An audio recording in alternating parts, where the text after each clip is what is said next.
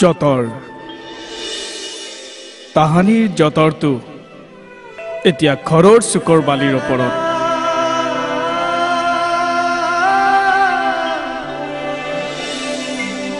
তাহানিৰ যতৰটো এতিয়া ঘৰৰ চুকৰ বালিৰ ওপৰত এতিয়া তাৰ বয়স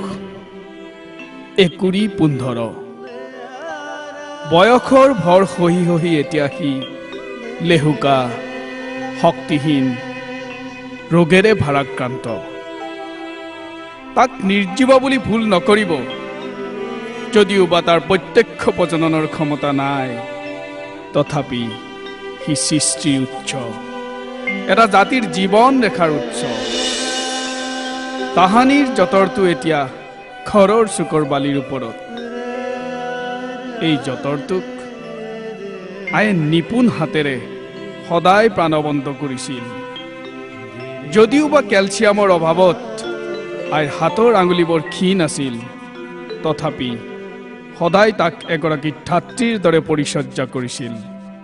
জীৱনৰ অবিৰত পৰিক্ৰমাৰ দৰে যতৰটোৰ এফালে মহুৰা আনফালে ঘূৰণীয়া চকাটো কেতিয়াবা নীৰৱে কেতিয়াবা পছন্দ বিকট শব্দৰে ঘূৰিছিল আয়ে কিন্তু জানিছিল ঠিক কৰিবলৈ বিকট শব্দ যিদৰে জীৱন যুঁজত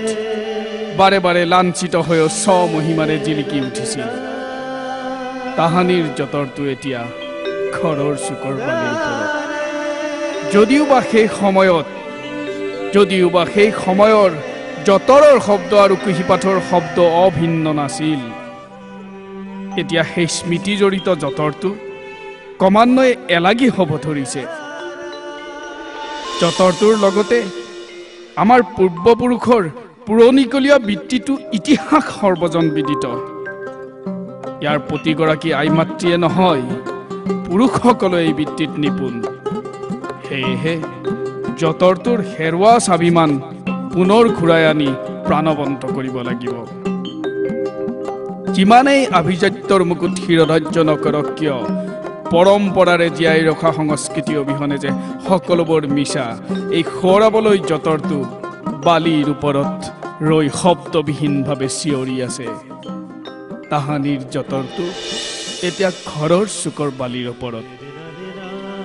এই যতৰটোৰে ভনীসকলে মহুৰা ফুৰাই হেঁপাহৰ বিহুৱান গামোচাখন বৈছিল ঘৰ এৰাৰ পাছতো চাপি ফুল ময়ূৰ ফুলৰ গামোচাখনে আপোন ঘৰখনলৈ মনত পেলাই মনটো সজীৱ কৰি ৰাখিছিল তাহানিৰ যতৰটো এতিয়া ঘৰৰ চুকৰ বালিৰ ওপৰত বোধ হয় এতিয়া সি অনাদৃত হৈয়েই ৰব তাৰ লগে লগে যে বাপতি সাহোন